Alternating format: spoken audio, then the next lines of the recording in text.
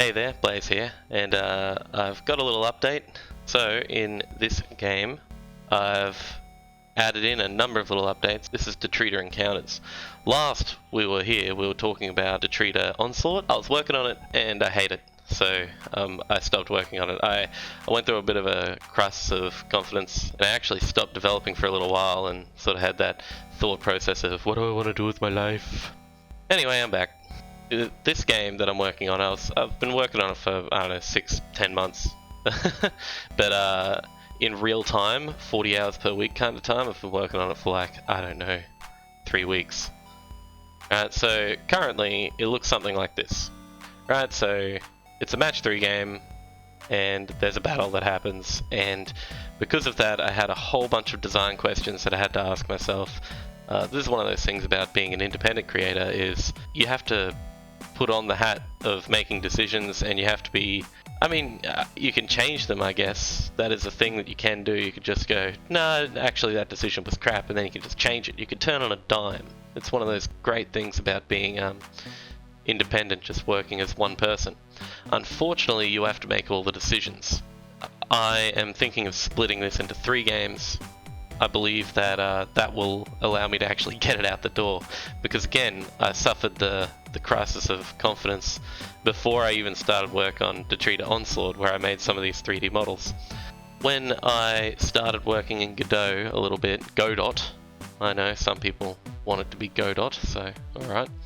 Anyway, when I started working in Godot, I was following a match 3 tutorial, and I immediately went, this is the type of game that I want. I want a battle. I want this sort of pixel style. Hey, what if over time you could upgrade your ship? You know, so you start off with a small ship, but then like you upgrade to a different ship, and this ship might be like faster or something. Maybe there's some kind of dodge mechanic. Basically, I did one of those mistakes that a lot of designers make. Mark Rosewater actually has a thing on 20 lessons in 20 years that's on GDC YouTube. Instead of asking yourself, how much should I put in, ask yourself, how little should I put in? Maybe you're going through deep space, or maybe your ship's locked down. Maybe your ship has been locked down by a hacker. I am actually working on things. I hope that one day they'll come out. Decisions are hard because you have to be accountable for all your decisions that you make. You know, if you make a decision and it turns out to be crap, then it's your fault, right? But I had to make a decision, and I'm thinking, alright, just every level is just 8x8 in Detrita Encounters 1, right? So let's turn off this level editor. In Detrita Encounters 1, I just want to create a whole bunch of missions. They have a lose condition, they have an objective, they've got a little blurb for the mission. I'm not going to do voiceovers.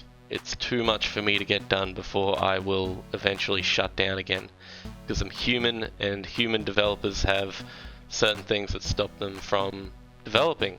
It's like going to the gym. If you don't see a lot of progress, then some people get disheartened and they will stop going to the gym. I didn't see a lot of progress, and I stopped working on this game, and I was considering just pulling out altogether, and one of my friends said, hey man, how's that game going? And I was like, oh, shit man, it pretty much stopped. And he's like, man, you should finish that game. And that's all it took. That's all it took.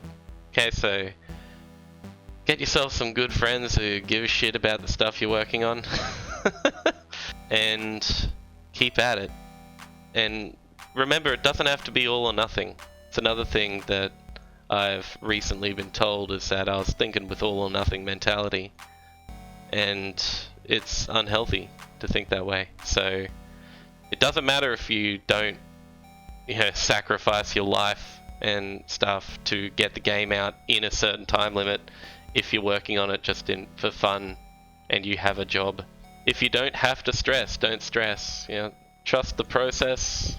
If it stops feeling good, don't completely stop. There's a rule that people put out there, hey, you shouldn't stop working on it because then you'll lose momentum. I think I partly agree with that, but also don't punish yourself afterwards if you do stop, because that's all or nothing thinking, and you're gonna fall into that trap of, well, I didn't work on it today, so I guess I'm finished and I should never work on it again because I just don't have the interest or something. You fall into that bad mindset. Anyway, that's my update. I'm gonna get all the shooting and stuff and the damaging in soon, and then I think I'm gonna start working on pumping out levels. And after I've pumped out a whole bunch of levels, this game's gonna be done. I'm gonna have the part 1 of like a trilogy just done, and yeah, start working on the next one. Get some other features in there. You know, I would love to see the width and height. You know, I wouldn't mind letting people submit levels. One thing that I want to do is if they shoot you and you don't have shields, then it'll create a random thing on here that goes, yeah, blows a hole in your ship. So then to get rid of the fire, you have to match next to it. Okay, so if you don't put out the fire, it spreads, but it's pretty easy to get rid of fire, I found out. But if you repair, then it'll create like a brick in that spot. And then if you match next to the brick, I believe. Yeah, there you go. So that would be a function that is kind of unique to my game, is that the actions happening in the battle affect your board state. And I think that's really neat.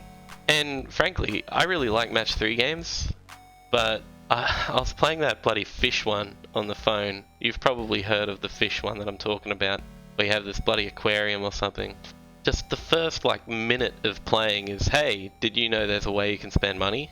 And I get that that's good business sense, you know, you want people to know how to spend money in your game with in-app purchases.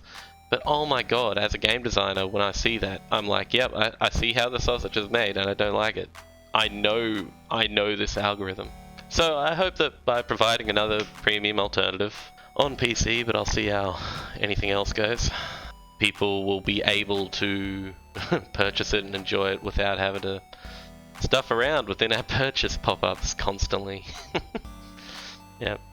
Anyway, till next time.